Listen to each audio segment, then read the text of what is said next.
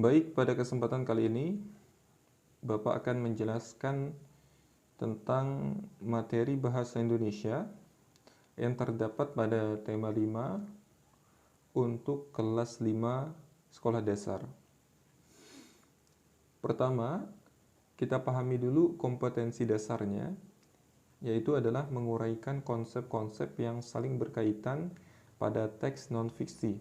Jadi ini adalah tujuan akhir siswa setelah mereka mempelajari bab ini.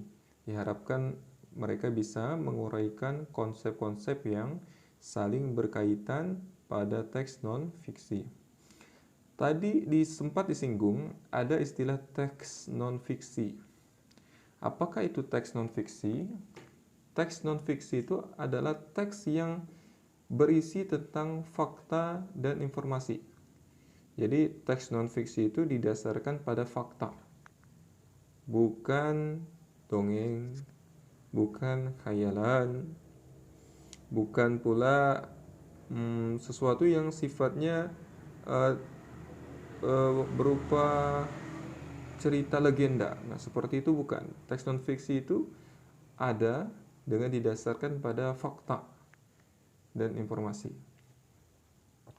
Contoh teks non-fiksi dapat ditemukan pada teks biografi, teks sejarah, teks pengetahuan umum, dan lain sebagainya. Teks biografi ini maksudnya adalah teks yang menceritakan tentang riwayat hidup seseorang. Misalnya teks yang menceritakan tentang biografi Thomas Alva Edison. Berarti teks tersebut menjelaskan tentang kehidupan Thomas Alva Edison. Bisa jadi dimulai dari ketika beliau masih kecil, kemudian beranjak dewasa, apa yang kemudian beliau lakukan, kemudian sampai beranjak kepada meninggalnya. Oke, kita ulang sekali lagi. Baik, pada kesempatan kali ini Assalamualaikum warahmatullahi wabarakatuh. Pada kesempatan kali ini Bapak akan menjelaskan kepada teman-teman semua tentang materi bahasa Indonesia yang terdapat pada tema 5 kelas 5 sekolah dasar. Pertama, Bapak bacakan dulu kompetensi dasarnya, yaitu adalah menguraikan konsep-konsep yang saling berkaitan pada teks non-fiksi. Jadi diharapkan siswa setelah mempelajari materi bahasa Indonesia di tema 5 ini, mereka mampu menguraikan konsep-konsep yang saling berkaitan pada teks non-fiksi. Apakah itu teks non-fiksi? Teks non-fiksi itu adalah teks yang isinya berupa fakta dan informasi. Jadi kalau ada teks yang sifatnya dongeng, berupa khayalan, nah ini tidak termasuk teks non-fiksi, karena teks non-fiksi ini sifatnya fakta, bukan berupa khayalan. Misalnya kisah Spiderman, kisah Superman, nah ini kisah Naruto, nah ini tidak termasuk teks non-fiksi. Kenapa? Karena Spiderman, Superman, Naruto itu adalah tokoh-tokoh khayalan yang di dunia nyata sebenarnya nggak ada. Ya. Contoh teks non-fiksi bisa kita temukan pada teks biografi, teks sejarah, teks pengetahuan umum.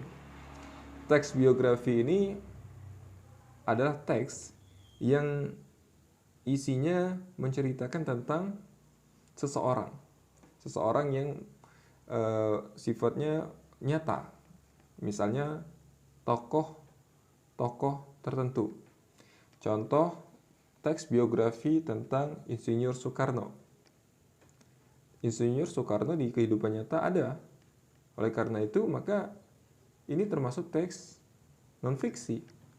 Jadi di teks non-fiksi diceritakan bagaimana Soekarno dilahirkan, kemudian beliau beranjak dewasa, kemudian bagaimana perjuangan beliau misalnya dalam memperjuangkan kemerdekaan Indonesia. Nah, itu adalah fakta. Maka teks-teks seperti ini dia dinamakan sebagai teks non-fiksi, ya, yaitu teks yang berupa fakta. Kemudian ada teks sejarah. Contoh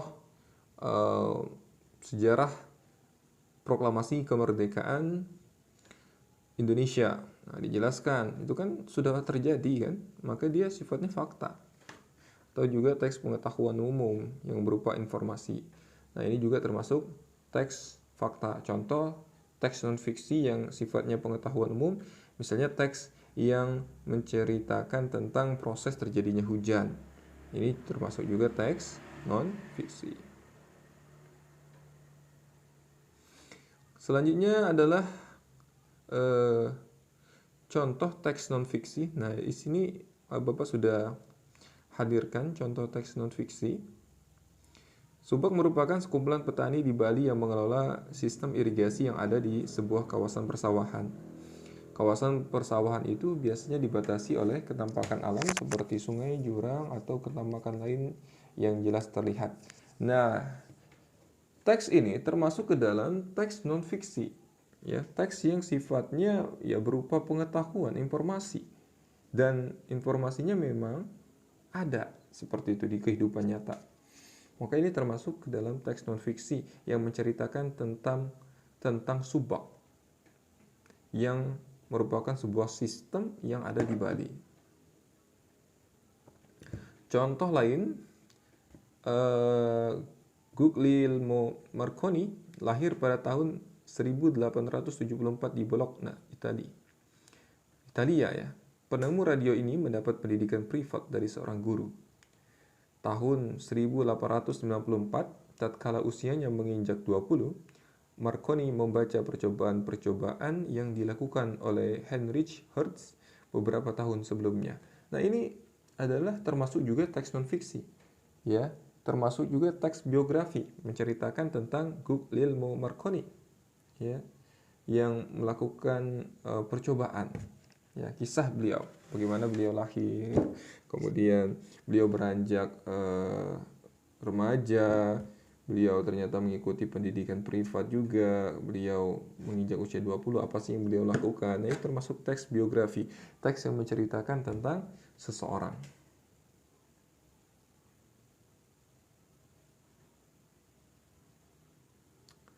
Selanjutnya, untuk biasanya teks non-fiksi itu tidak akan terlepas dari 3 hal.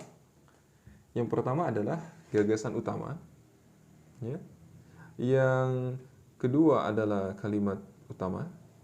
Yang ketiga adalah kalimat penjelas.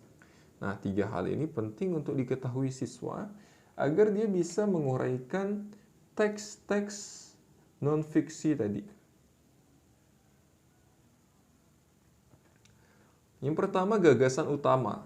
Materi gagasan utama ini sebenarnya sudah sempat dipelajari ya di tema-tema sebelumnya.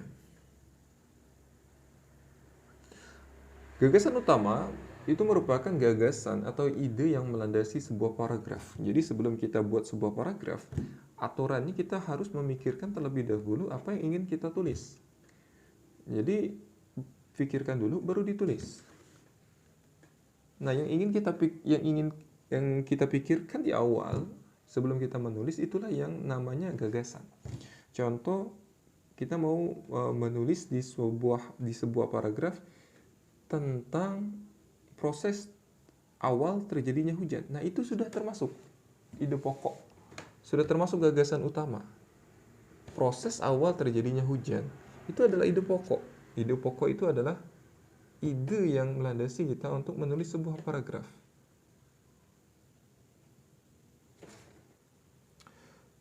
Gagasan utama itu juga dikenal dengan istilah gagasan pokok. Dikenal dengan istilah gagasan pokok atau ide pokok. Nah, ini. Jadi kalau di sebuah paragraf, di sebuah soal, muncul pertanyaan gagasan utama dari paragraf tersebut adalah, atau gagasan pokok dari paragraf tersebut adalah, atau ide pokok dari paragraf tersebut adalah. Nah, itu sama. Ya, hanya beda nama, tapi sebenarnya hakikatnya mereka sama. Jadi gagasan utama itu memiliki nama lain gagasan pokok, juga memiliki nama lain ide pokok. Sekarang jadi pertanyaan, maaf ya. Jadi gagasan utama itu secara sederhana adalah apa sih yang dibahas dalam paragraf tersebut? Ya, ini yang menjadi titik poin biasanya pada soal-soal yang muncul ketika menanyakan tentang ide pokok. Siswa sering salah karena tidak paham apa yang dibahas pada teks.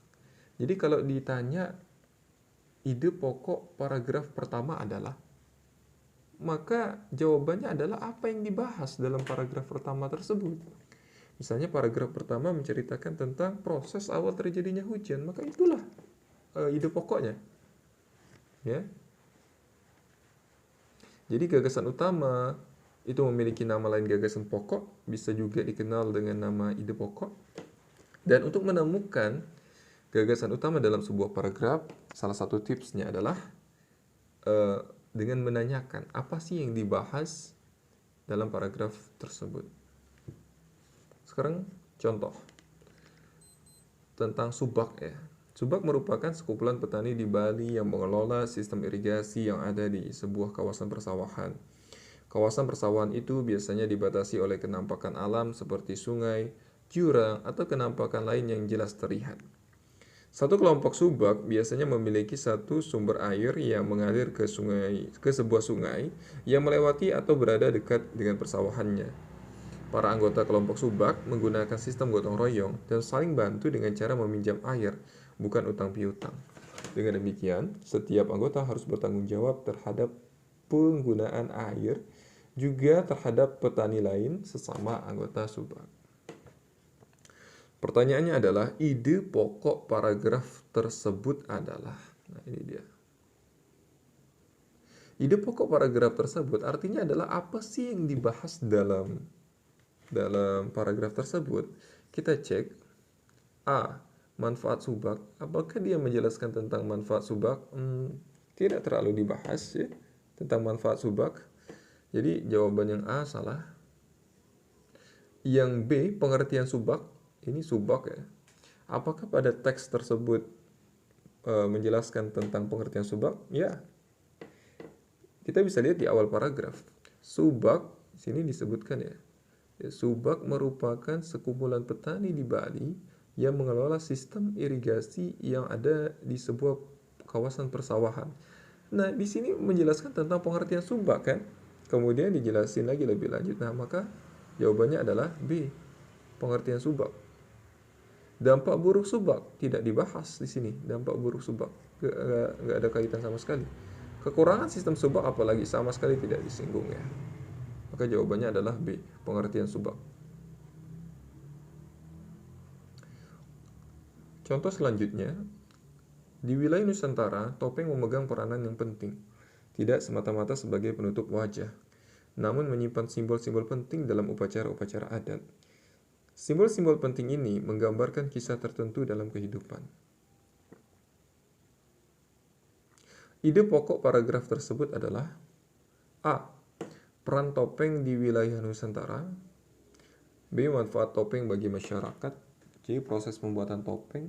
D. Topeng sebagai penutup wajah. Baik, kita bahas. Ide pokok paragraf tersebut A. Peran topeng di wilayah Nusantara. Apakah pada teks atau paragraf sebelumnya itu menjelaskan tentang peran topeng? Ya. Di sini kita bisa lihat di awal paragraf. Di wilayah Nusantara, topeng memegang peranan yang penting. Nah, di sini. Topeng memegang peranan yang penting. Ini kata kuncinya. Maka jawabannya yang jelas adalah A. Peran topeng di wilayah Nusantara. Yang B, manfaat topeng bagi masyarakat. Ini tidak disinggung tentang manfaat topeng ya. Sama sekali nggak dibahas. Maka B salah. C. Proses pembuatan topeng. Apalagi proses pembuatan topeng tidak dibahas. D. Topeng sebagai penutup wajah. Ini juga tidak terlalu dibahas. Jadi mayoritas yang dibahas itu adalah peran topeng di wilayah Nusantara yang bisa kita lihat pada awal paragraf. Selanjutnya, Contoh soal nomor 3 tentang membuang sampah ya. Bisa dibaca dulu teksnya. Kalimat utama paragraf tersebut ya. Silahkan bisa dibaca dulu, kemudian dikira-kirakan jawabannya yang mana ya.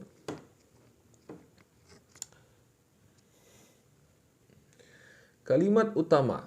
Sekarang muncul juga istilah kedua, yaitu kalimat utama. Kalau tadi gagasan utama ya, sekarang yaitu adalah istilah kedua yang biasanya ada dalam proses pembuatan teks non-fiksi, yaitu adalah kalimat utama.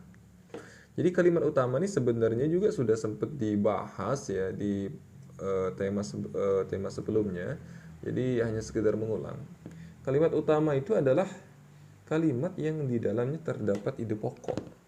Jadi kalau kamu ketemu ide pokok, kamu juga akan ketemu kalimat utama biasanya. Di mana sih letak kalimat utama? Letak kalimat utama itu di 3 tempat. Yang pertama di awal paragraf, di akhir paragraf, atau di awal, di akhir. Membuang sampah sembarangan ternyata dapat membawa dampak buruk bagi keberlangsungan ekosistem. Salah satunya ekosistem laut. Laut yang penuh dengan sampah akan menjadi penyebab berkurangnya populasi hewan-hewan di laut karena mengira sampah tersebut sebagai makanannya. Sampah mengganggu pergerakan hewan laut sehingga dapat menyebabkannya terperangkap dalam sampah. Selain itu, tumpukan sampah dapat mencemari kejernihan dan kesegaran air laut.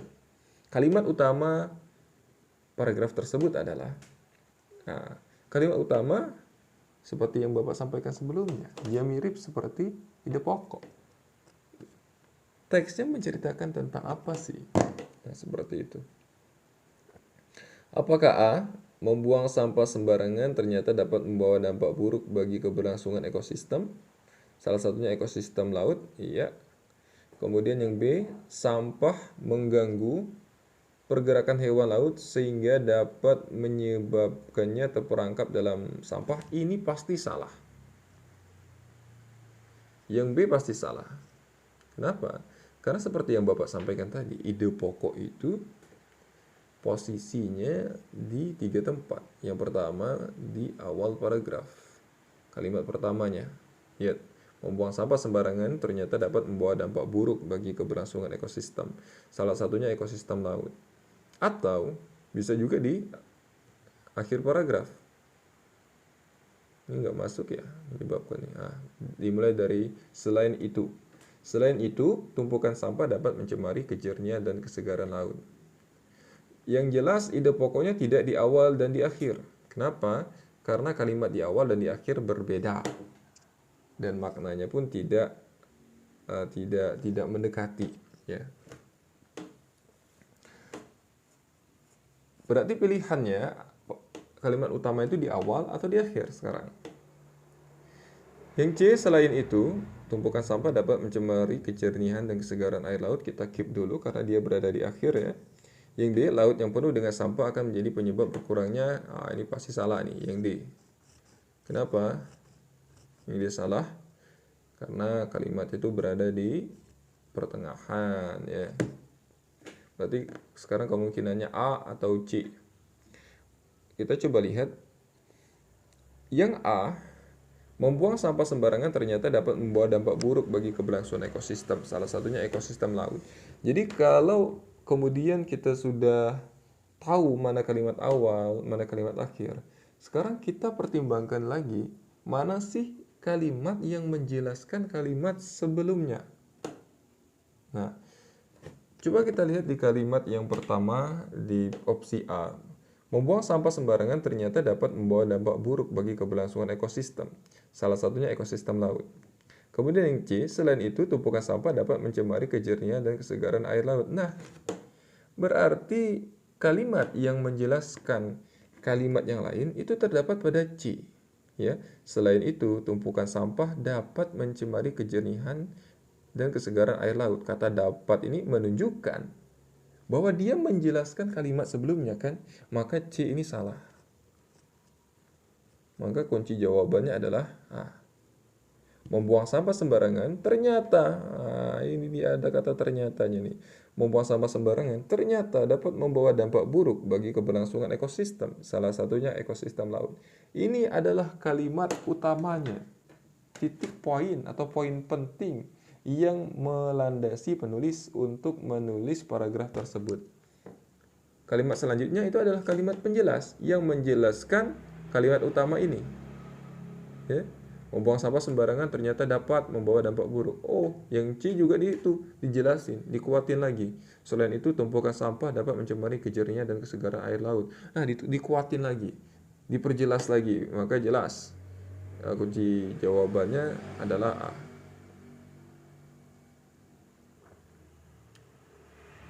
Contoh lagi, ya. Nah, silakan coba dijawab mandiri dulu, dibaca, dijawab mandiri dulu. Kira-kira jawabannya A, B, C atau D?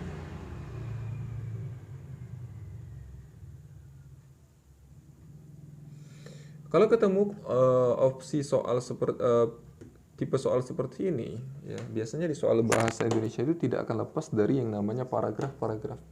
Untung kalau paragrafnya pendek, ini kalau paragrafnya panjang. Jadi pertama kamu harus baca terlebih dahulu pertanyaannya, atau apa sih yang diinginkan soal, apa sih perintahnya. Perintahnya adalah berikut ini informasi yang sesuai dengan paragraf pertama ini. Kita coba cek, ya. A. Pekasai diangkat oleh perangkat desa, benar nggak? Para pekasai ini diangkat oleh petani, bukan oleh perangkat desa, maka A salah. Karena dijelasin pada kalimat kedua, pekasai itu diangkat oleh petani, bukan oleh perangkat desa. B. Tugas dari pekasai adalah membawa air ke sawah, benarkah? Mereka tugasnya mengatur dan memberitahukan ketersediaan air pada areal persawahan kelompoknya. Oke. Tugasnya ini salah ya. Karena tugas mereka itu mengatur dan memberitahukan ketersediaan air, bukan bawa air. Salah lagi. C. Pekasai adalah julukan untuk anggota subak. Apakah di situ dijelaskan? Salah juga ya. Jadi pekasai itu bukan adalah anggota subak, tapi adalah pemimpin subak itu sendiri, sistemnya, bukan anggota. Jadi ya, salah lagi. D. Pekasai adalah orang yang bertugas memimpin sebuah sistem irigasi subak. Nah, ini jelas jawabannya. Ini bisa kita temukan pada kalimat pertama, sistem irigasi subak dipimpin oleh seorang pengatur yang disebut pekasai. Mantap. Maka kunci jawabannya adalah D. Baik, selanjutnya. Cukup ya. Demikian untuk materi tema 5. Materi bahasa Indonesia di tema 5. Semoga bermanfaat. Ditonton dan diulang-ulang lagi. Kalau ada pertanyaan, boleh diajukan. Assalamualaikum warahmatullahi wabarakatuh.